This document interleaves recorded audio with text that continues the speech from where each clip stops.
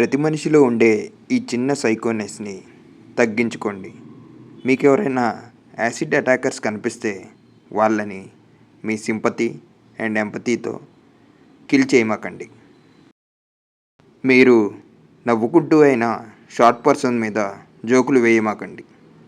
ఎవరైనా bald headed persons మీద మీరు కామెంట్స్ పాస్ చేయమాకండి.